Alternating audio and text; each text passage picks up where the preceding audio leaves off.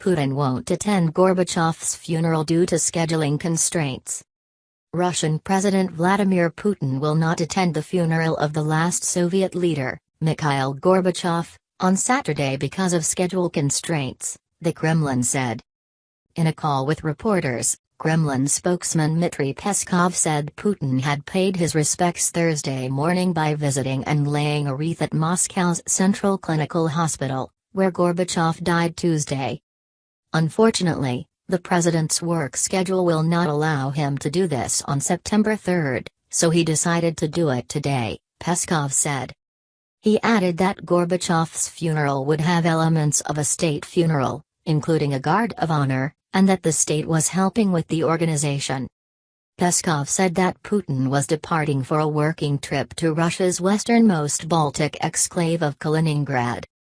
Gorbachev will be buried at Moscow's Novodevichy Cemetery next to his wife, Raisa, after a farewell ceremony at the Pillar Hall of the House of the Unions, a historic mansion near the Kremlin that has served as the venue for state funerals since the Soviet times. Peskov wouldn't elaborate how the ceremony will differ from a full-fledged state funeral. Putin's decision to pay a private visit to the hospital while staying away from Saturday's public farewell ceremony, combined with uncertainty surrounding the funeral's status, reflect the Kremlin's divided thinking on the legacy of Gorbachev. The late leader has been lauded in the West for putting an end to the Cold War but is reviled by many at home for actions that led to the 1991 Soviet Union collapse and plunged millions into poverty. While avoiding explicit personal criticism of Gorbachev, Putin in the past repeatedly blamed him for failing to secure written commitments from the West that would rule out NATO's expansion eastward. The issue became a major irritant in Moscow's ties with the West for decades and fomented tensions that exploded when the Russian leader sent troops into Ukraine on February 24.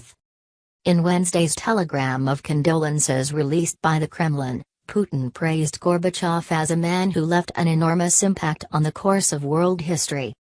He led the country during difficult and dramatic changes, amid large-scale foreign policy, economic and society challenges, Putin said. He deeply realized that reforms were necessary and tried to offer his solutions for the acute problems. The Kremlin's ambivalent view of Gorbachev was mirrored by state television broadcasts, which paid tribute to Gorbachev as a historic figure but described his reforms as poorly planned and held him responsible for failing to safeguard the country's interests in dialogues with the West. The criticism echoed earlier assessments by Putin, who has famously lamented the collapse of the Soviet Union as the greatest geopolitical catastrophe of the century. On Wednesday, Peskov said that Gorbachev was an extraordinary statesman who will always remain in the country's history, but noted what he described as his idealistic view of the West. Gorbachev gave an impulse for ending the Cold War and he sincerely wanted to believe that it would be over and an eternal romance would start between the renewed Soviet Union and the collective West, Peskov said.